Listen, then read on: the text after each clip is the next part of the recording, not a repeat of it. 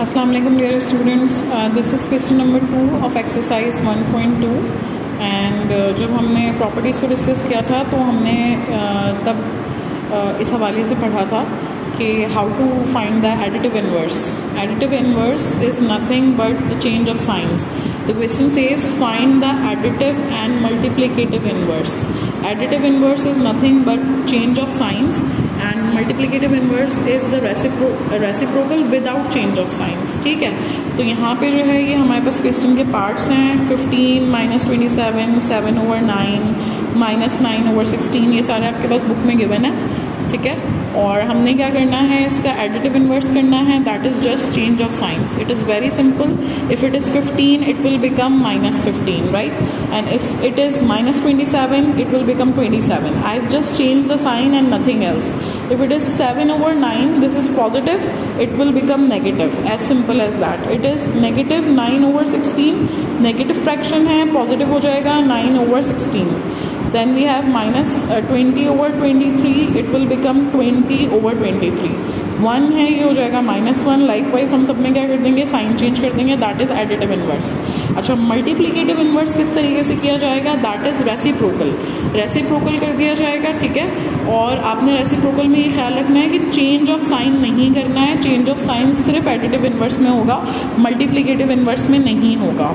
अच्छा, अब किस तरह से रेसिप्रोकल किया जाएगा? फॉर एग्जाम्पल वी हैव 15, तो 15 के पास there is no denominator, so the denominator is 1. तो जब इसको रेसिप्रोकल किया जाएगा, रेसिप्रोकल मीन्स कि numerator becomes the denominator and denominator becomes the numerator. तो ये हमारे पास जो है वो इस तरह से हो जाएगा 1/15. ठीक है, हमारे पास 15 था तो it becomes 1/15. Then we have -27, minus अपनी जगह पे रहेगा, there is no change of sign. सिर्फ ये रेसिप्रोकल हो जाएगा. 27 के नीचे there is no denominator, so the denominator is 1, so it will become -1/27. Likewise, if we have 7/9, तो ये हो जाएगा 9/7. If we have -9/16, तो माइनस अपनी जगह पर रहेगा, no change of sign again, it will become 16/9. Likewise, if we have -20/23, it will become -23/20. 1 हमारे पास 1 ही रहेगा, या इसको आप चाहें तो इस तरीके से 1/1 लिख सकते हैं, लेकिन जो है वो it's just fine if we write just 1, right? Likewise ये हमारे पास देखें बाकी के भी सॉल्व हुए हैं, तो इट्स एन ईजी क्वेश्चन. इसके बाद जो हमारे पास क्वेश्चन आ रहा है, question number 3, identify which order property is used. Miss, अभी तो हमने रियल नंबर की प्रॉपर्टीज़ पढ़ी थी सारी, इतनी सारी वो याद की थी. Closure property, commutative, associative, identity, inverse, distributive. अब ये मज़ीद प्रॉपर्टीज़ आई हैं. Yes, these are order properties. अब ये ऑर्डर प्रॉपर्टीज़ को हम थोड़ा सा जल्दी से क्विक डिस्कस कर लेते हैं ताकि हम जो है वो क्वेश्चन नंबर 3 को सॉल्व कर पाएँ. ठीक है class, now we are going to discuss order properties. ठीक है, order properties of real numbers. Order properties हमारे पास बहुत सिंपल हैं, बहुत आसान है. सबसे पहली प्रॉपर्टी हमारे पास है ट्राइकॉटमी प्रॉपर्टी. जैसे डाइकॉटमी का वर्ड आपने सुना होगा, डाई मीन्स 2, ट्राई मीन्स 3.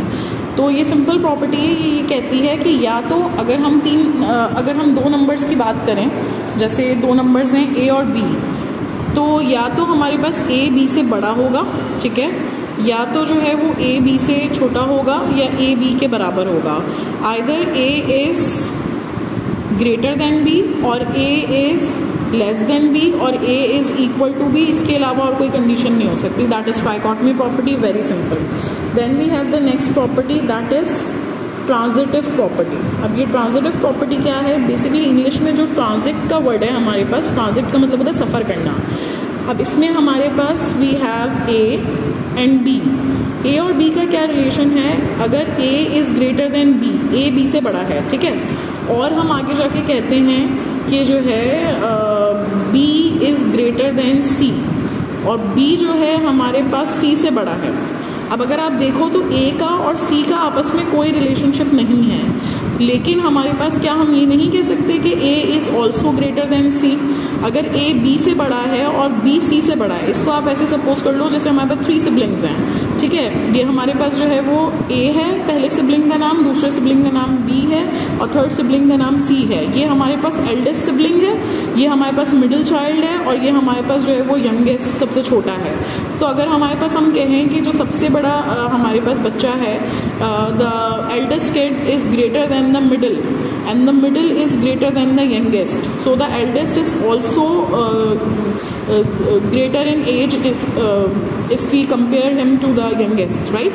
तो हमारे पास यहाँ से यहाँ तक का सफ़र, जबकि ए और बी के दरमियान कोई रिलेशनशिप, ए और सी के दरमियान कोई रिलेशनशिप इस्टेब्लिश नहीं हुआ हुआ, that is called transitive property. यहाँ से यहाँ तक का सफ़र कि ए बी से बड़ा है और बी सी से बड़ा है, तो ए भी बी से बड़ा होगा, दैट इज़ ट्रांजिटिव प्रॉपर्टी, ठीक है भाई। अच्छा, इसके बाद वाली प्रॉपर्टीज़ बहुत सिंपल हैं। Third property is addition property. Addition property में क्या होगा कि अगर ए बी से बड़ा हो या ए बी से छोटा हो और हम क्या करें, ए और बी ये जो नंबर्स हैं दोनों में हम यहाँ पे कोई सेम नंबर ऐड करें, ठीक है, यहाँ पे भी और यहाँ पे भी, तो जो नंबर बड़ा है वो हमारे पास बड़ा ही रहेगा। कैसे? जैसे मैं कहूँ कि 4 इज़ ग्रेटर देन 3, राइट? तो अब ये हमारे पास ए की वैल्यू क्या है 4 और बी की वैल्यू हमारे पास क्या है 3। अब मैं दोनों में सी ऐड करूँ, यानी कोई भी same number, constant number add करूँ, जैसे यहाँ पे भी 1 ऐड कर दूँ, यहाँ पे भी 1 ऐड कर दूँ, तो जो नंबर बड़ा था, यानी ये हमारे पास बड़ा था, तो ये हमारे पास 5 इज़ ग्रेटर देन 4, यही बड़ा रहेगा। लाइकवाइज जो छोटा है वो छोटा रहेगा, that is called addition property. इसी के साथ सब्ट्रैक्शन प्रॉपर्टी भी होती है कि अगर मैं दोनों तरफ कोई सेम नंबर सब्ट्रैक्ट कर दूँ, ठीक है, तो ये क्या हो जाएगा, हमारे पास ये 3 हो जाएगा और इसमें से सब्ट्रैक्ट करके ये 2 हो जाएगा, तब भी जो नंबर बड़ा था वो बड़ा ही रहेगा, दैट इज़ कॉल्ड एडिशन या सब्ट्रैक्शन प्रॉपर्टी। इसके बाद हमारे पास जो प्रॉपर्टी आती है that is called multiplication property. Multiplication में as you might have guessed addition property थी, तो दोनों जगह सी को ऐड किया था। अब यहाँ पे A is greater than B, A is less than B. अब यहाँ पे हमारे पास ए है और बी है, ठीक है। अब मैं यहाँ पे दोनों तरफ अगर करूँ तो यहाँ पे सी से मल्टीप्लाई, यहाँ भी सी से मल्टीप्लाई, तो क्या होगा, जैसे ये 4 है, 4 is greater then 3, 4 is greater then 3। अब मैं अगर दोनों को सेम नंबर से मल्टीप्लाई करूँ, फॉर एग्जांपल 2 से दोनों को मल्टीप्लाई करूँ, तो दिस विल बिकम 4 2 ज़ार 8, 3 2 ज़ार 6। तो जो नंबर हमारे पास बड़ा था वो बड़ा ही रहेगा। ऐसा कब होगा, जब हमारे पास सी पॉजिटिव होगा, सी इज़ ग्रेटर देन 0 होगा। और अगर सी हमारे पास जो है वो लेस देन 0 हो जाएगा तो इसका इन्वर्स हो जाएगा, क्योंकि माइनस में नंबर जितने बड़े होते हैं उतने छोटे होते हैं। यानी अगर मैं यहाँ पे नेगेटिव वैल्यू ले लूँ, यहाँ पे जो है सी की वैल्यू नेगेटिव ले लूँ, -2 ले लूँ, 3 और 4 को दोनों को -2 से मल्टीप्लाई करूँ, it will become -8, it will become -6। तो -8 इज़ लेस देन -6, तो इसका भी आपने ख्याल रखना है, ठीक है। बस मल्टीप्लाई अगर हो रहा होगा कांस्टेंट तो वो मल्टीप्लिकेशन प्रॉपर्टी हो जाएगी, और अगर वो डिवाइड हो रहा होगा तो फिर वो क्या हो जाएगी, डिवीजन प्रॉपर्टी। ये भी मैं आपको बता देती हूँ डिवीजन के हवाले से, ठीक है। आए डिवीजन को भी देख लेते हैं। ये हमारे पास 5th प्रॉपर्टी हो गई division property.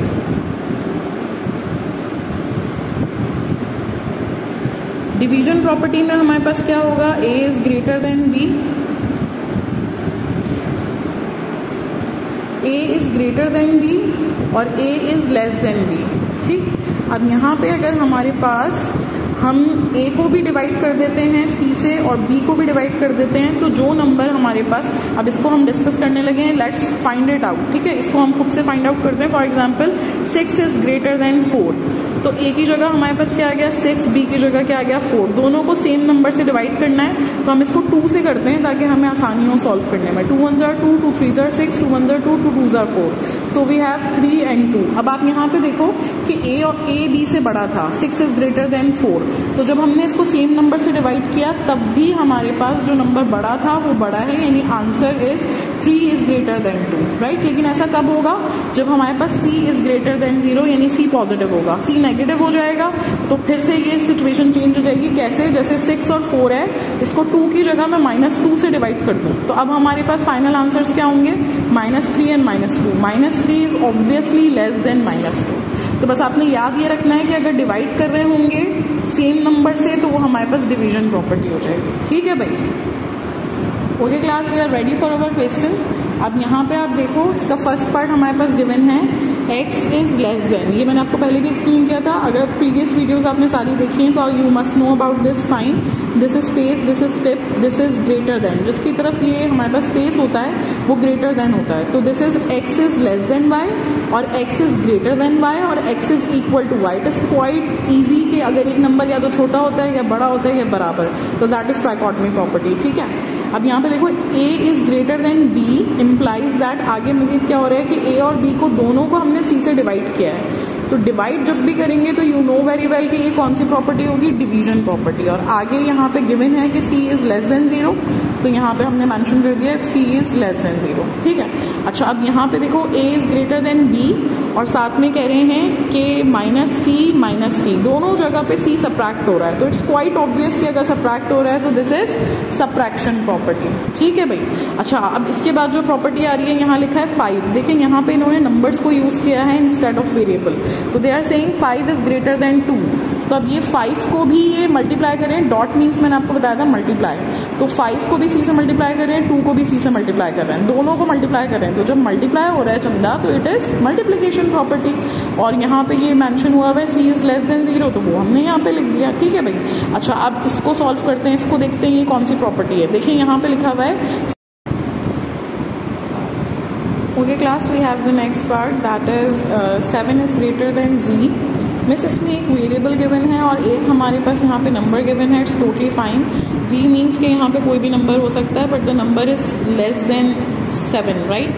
So it can be 6, it can be 5, 4 or any number. So if 7 is greater than z and z is greater than 5, do you remember कि अगर हमारे पास जो सबसे बड़ा भाई है वो मिडिल चाइल्ड से बड़ा है, फिर मिडिल वाला जो है वो सबसे छोटे से बड़ा है, तो जो बड़ा वाला है वो छोटे से सबसे छोटे से भी बड़ा होगा। Do you remember that? तो यहाँ से यहाँ की ट्रांजेक्ट जो है यानी कि 7 और 5 का कोई रिलेशन नहीं था, लेकिन z के थ्रू इस्टेब्लिश हो गया कि 7 z से बड़ा है और z 5 से बड़ा है, तो 7 जो है वो हमारे पास 5 से भी बड़ा है, that is transitive property, right? अच्छा, we have this next property, they are saying 10 is less than 15। अब यहाँ 10 को भी हमने c से मल्टीप्लाई किया, as you know dot means multiply, और 15 को भी किया, और यहाँ पे क्योंकि मल्टीप्लाई हो रहा है तो we will write multiplication property if c is less than 0, right? इसके बाद let's identify this one, x is less than y, x और y दोनों में से w को माइनस कर दिया है, तो माइनस सिंपली मीन्स कि this is subtraction property. Then we have x is less than z, दोनों को L से डिवाइड किया है, यू कैन सी कि दोनों को एक कांस्टेंट नंबर से, सेम नंबर से डिवाइड किया है, तो that means this is division property if L is greater than 0. So these are the properties. This is question number 3 that we have completed.